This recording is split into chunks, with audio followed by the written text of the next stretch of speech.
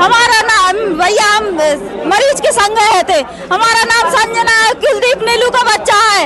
हम मंगलवार को बच्चा भर्ती करा था। कितने बच्चे भर्ती थे? लगभग 50-60 बच्चे भर्ती थे भैया। तो क्या देखा, क्या समझ में? आग लग गई भैया, बच्चन की पूरे की आग लग गई। बच्चे आपको बच्चे दिखे कि जले बच्चे भैया? हमने आंखें से 12-15 बच्चे जले जलाए निकाल कर ले आए हैं भैया। हमने अपने आंखें से देखा हो भैया, जले जलाए। अब भैया हमारा बच्चा नहीं अब मिलो है, पता नहीं है। अंदर भी बच्चा इमरजेंसी में चले गए हैं, कुछ निकाल ले गए हैं। 10-12-15 बच्चा जल गए हैं भैया। झांसी के महारानी लक्ष्मीबाई मेडिकल कॉलेज में शुक्रवार की रात एक बड़ा हादसा हो गया। यहाँ निक्कू वार्ड में लगी आग ने अस्पताल व्यवस्थाओं की पोल ही खोलकर रख दी। नहीं, जैसा मैंने बताया है कि वहाँ पे जो NICU वार्ड है, NICU वार्ड में 54 बच्चे भर्ती थे और उसमें अचानक ऑक्सीजन कंसंट्रेटर में आग लग गई, जिसको बुझाने की कोशिशें की गई, लेकिन क्योंकि कमरा पूरा ही हाईली ऑक्सीजनेटेड रहता, क्योंकि सभी बच्चों को ऑक्सीजन चल रहा था, तो आग तुरंत फैल गई। आग तुरंत फैल गई और उस पर जितना कोशिश की गई, जितना हम लोग कर पाए हमने कोशिश की, और उसमें से लगभग ज़्यादातर बच्चों को बाहर निकालिया गया, सकुशल निकाला गया है और 10 बच्चे उसमें अभी तक कोलैप्स हो चुके हैं। कितनी घटना है, कैसे लगी? ये 5:30 के आसपास। सर कितने बच्चे भर्ती थे? 54। अभी सर अभी क्या हाल है सर? अभी क्या हाल है? मैंने बताया ना, अभी उसमें से 10 बच्चे जो हैं वो कोलैप्स कर चुके हैं और बाकी बच्चों का इलाज चल रहा है। बताया जा रहा है कि जिस समय आग लगी, निक्कू वार्ड में 50 से ज्यादा नवजात बच्चे भर्ती थे।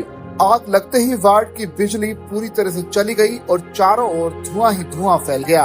ताज्जुब की बात यह रही कि वार्ड में लगा सेफ्टी अलार्म तक नहीं बजा, जिससे सुरक्षा कर्मियों और मेडिकल कॉलेज प्रशासन को हादसे की जानकारी समय से नहीं लग सकी।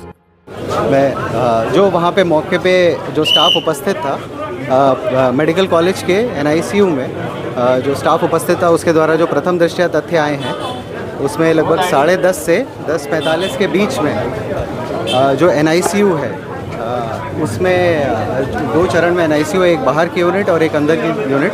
जो कम क्रिटिकल होते हैं वो बाहर की तरफ रहते हैं, जो ज़्यादा क्रिटिकल होते हैं वो अंदर की तरफ रहते हैं। तो जो अंदर की यूनिट है उसमें संभवतः शॉर्ट सर्किट से आग लगी और उसके बाद जो बाहर की तरफ बच्चे थे वो लगभग सभी बचा लिए गए हैं और अंदर के जो बच्चे थे उसमें से भी काफ़ी बच गए हैं। प्रथम दृष्टया अभी 10 बच्चों के मतलब एक्सपायर होने की सूचना प्राप्त हो रही है और बाकी बचाव कार्य जारी है और पूरा समय रहते जो टीम थी वो लोग पहुंच गई थी, आग की और रेस्क्यू की टीम, और उनके द्वारा सभी लोगों को बचा, काफ़ी बच्चों को बचा। रूप से घायल अभी उसका वो चल रहा है उपचार सभी का। जो गंभीर रूप से घायल है उसकी अभी हम लोग टेक केयर कर रहे हैं, कितने हैं उसकी सब सूची बना के पूरा। बच्चे थे सर?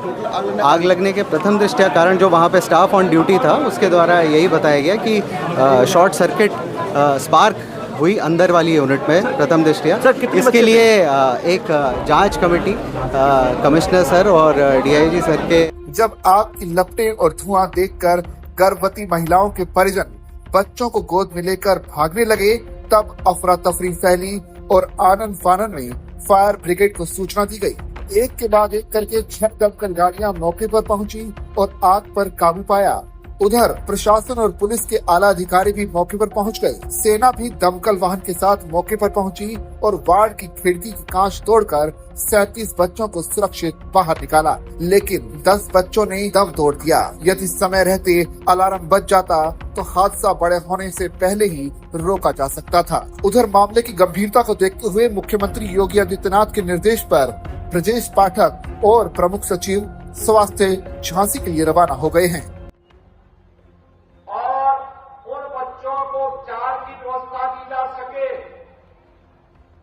इसकी व्यवस्था में देर रात्रि से ही हम लोग लगे थे और रात्रि में ही स्वास्थ्य मंत्री और प्रदेश के डिप्टी CM श्री ब्रजेश पाठक जी भी वहां पहुंच गए थे और 10 बच्चों की वहां दुखद मौत हुई है। शेष बच्चे सुरक्षित हैं। वहां पे स्वास्थ्य विभाग की पूरी टीम, मेडिकल कॉलेज की पूरी टीम, प्रशासन और पुलिस प्रशासन की पूरी टीम सभी को सुरक्षित निकालने में सफल रही। लेकिन मेरी संवेदना उन सभी परिजनों के प्रति है जिन्होंने अपने मासूम बच्चों को खोया है। और मुझे लगता है कि संवेदना के इस क्षण में हमारी संवेदना इस प्रकार की दुखद और दुर्भाग्यपूर्ण घटनाओं के प्रति होनी ही चाहिए। कमिश्नर और डीआईजी को घटना की जांच कर 12 घंटे के भीतर सीएम को रिपोर्ट देने के निर्देश दिए गए हैं। इसकी दुखद मृत्यु हुई है और हम सब परिजनों के साथ मिलकर के बच्चों को आइडेंटिफाइड कर रहे हैं कि किन किन बच्चों की डेथ हुई, किन परिजनों के हैं। घटना के जांच के आदेश उच्च स्तरीय दिए गए हैं। पहली जांच तो शासन स्तर से होगी जो हेल्थ डिपार्टमेंट करेगा। दूसरी जांच पुलिस प्रशासन और जिले के स्तर से होगी जिसमें फायर विभाग की भी टीम शामिल होगी। और तीसरी मजिस्ट्रेटी जांच के भी आदेश दिए गए हैं। हर स्थिति में घटना के कारणों का पता लगाया जाएगा और जो भी कारण होंगे वो आपके समक्ष, हम प्रदेशी जनता के समक्ष आपके माध्यम से रखेंगे। सबसे बड़ी बात यह है कि घटना कैसे हुई, किन कारणों से हुई, इस बात का हम पता लगाएंगे और यदि किसी स्तर पर लापरवाही पाई गई तो उसकी जिम्मेदारी भी हम तय करेंगे, उनके खिलाफ भी हम कड़ी कार्रवाई करेंगे, किसी को छोड़ेंगे नहीं। बच्चों के परिजनों के साथ, बच्चों के साथ पूरी सरकार खड़ी है। हम स्वयं दुखी हैं। रात से जब से हमें घटना की जानकारी मिली, हम लगातार डिस्ट्रिक्ट एडमिनिस्ट्रेशन के साथ साथ हम मेडिकल कॉलेज प्रशासन के संपर्क में हैं। हमारे साथ प्रमुख सचिव महोदय भी आए हैं। हर स्थिति में हम साफ साफ ये करेंगे कि कहां से आग लगी, किसकी लापरवाही है। यदि लापरवाही नहीं, दुर्घटना है तो उसकी भी हम जांच रिपोर्ट आपके समक्ष रखेंगे। प्रथम दृष्टया हमें पता करने पे जो हमने बात किया है चिकित्सकों से, नर्सेस से, पैरामेडिकल स्टाफ से, हमारे स्टाफ ने, चिकित्सकों ने बहुत बहादुरी के साथ बच्चों को बचाने का काम किया है। बड़ी संख्या में बच्चे रेस्क्यू किए गए हैं। जो हमारी माताएं बहनें भर्ती थीं उनको भी हमने रेस्क्यू किया है। सबका अच्छा इलाज चल रहा है। हमारे सामने सबसे बड़ी पहली चुनौती है जो हमारे बच्चे घायल हैं, जो बच्चे हैं उनको हम उच्च स्तरीय इलाज दें। सभी बच्चे जिनको हमने देखा है अपनी आंखों से वो स्वस्थ हैं। मेरी जिम्मेदारी है कि बच्चों को हम क्वालिटी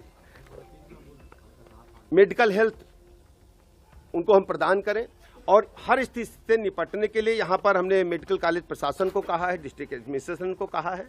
अभी किन कारणों से घटना घटी है उसकी जांच रिपोर्ट आ जाएगी तो मैं आपके समक्ष दोबारा आऊंगा।